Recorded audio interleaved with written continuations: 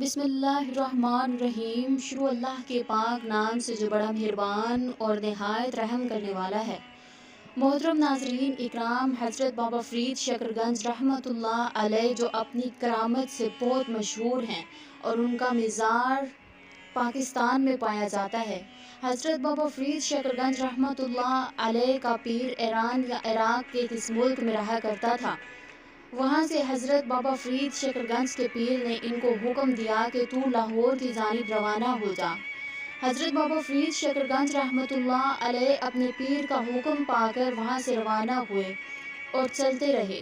چنانچہ یہ ایک پرانے زمانے کی بات ہے جب سفر پیدل کیے جاتے تھے یا پھر گھوڑے وغیرہ کی مدد سے۔ چنانچہ حضرت بابا فرید شکرگنج کے پاس کوئی سواری نہ تھی، اس لیے حضرت بابا فرید شکرگنج رحمۃ اللہ علیہ راستوں میں ٹھہرتے ہوئے لاہور آ پہنچے اور ایک جنگل میں آ کر رہنے لگے۔ حضرت بابا فرید شکرگنج رحمۃ اللہ علیہ کے پیر نے جو انہیں تسبیحاں اور چلے کرنے کو کہا تھا، حضرت بابا فرید شکرگنج رحمۃ اللہ علیہ وہ چلے کرتے رہے۔ ایک بار کیا اور حضرت بابا فرید شکرگنج رحمۃ اللہ علیہ ناکام ہو گئے۔ دوسری بار پھر وہی چلا کیا تو حضرت بابا فرید شکرگنج رحمۃ اللہ علیہ پھر ناکام ہو گئے، لیکن انہوں نے ہمت نہ ہاری اور تیسری بار پھر سے اسی چلے پر بیٹھ گئے۔ لیکن اللہ کی کرنی ایسی ہوئی کہ حضرت بابا فرید شکرگنج رحمۃ اللہ علیہ اس چلے میں پھر سے ناکام ہو گئے۔ حضرت بابا فرید شکرگنج رحمۃ اللہ علیہ اس بات سے بہت حیران اور پریشان تھے کہ ایسا کیا وجہ ہے جس کی وجہ سے میں ہر بار ناکام ہو جاتا ہوں اور مجھے اس کے بارے میں کوئی صلہ نہیں ملتا اللہ تبارک و تعالیٰ کی طرف سے۔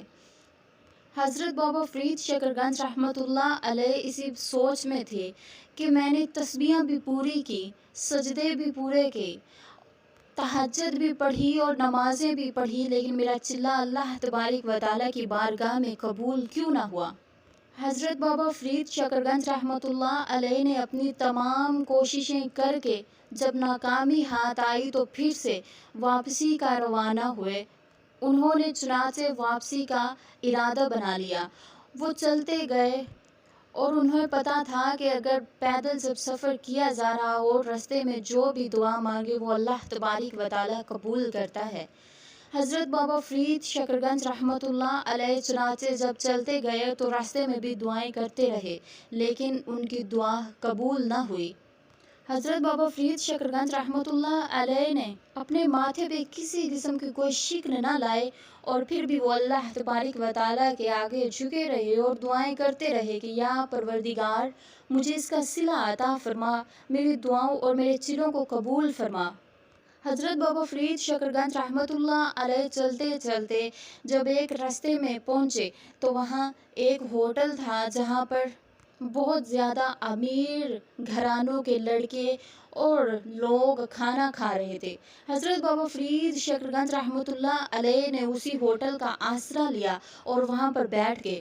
چنانچہ سب لوگ بہت ہی خاص قسم کا کھانا کھا رہے تھے، لیکن حضرت بابا فرید شکرگنج رحمۃ اللہ علیہ ایک کونے میں جا کر بیٹھ گئے اور جو بہت دیر کی پکی ہوئی روٹیاں سوکھی پڑی تھی اس کو پانی میں بھگو کر کھانا شروع کر دیا۔ چنانچہ یہ ایک ایسا وقت تھا کہ حضرت بابا فرید شکرگنج رحمۃ اللہ علیہ نے صبح سے روزہ رکھا ہوا تھا اور روزہ رکھ کر پیدل سفر کر رہے تھے۔ حضرت بابا فرید شکرگنج رحمۃ اللہ علیہ جب اس ہوٹل کے قریب پہنچے تو روزہ کھولنے کا بھی وقت ہو گیا اور اذان کی آواز بلند ہو گئی۔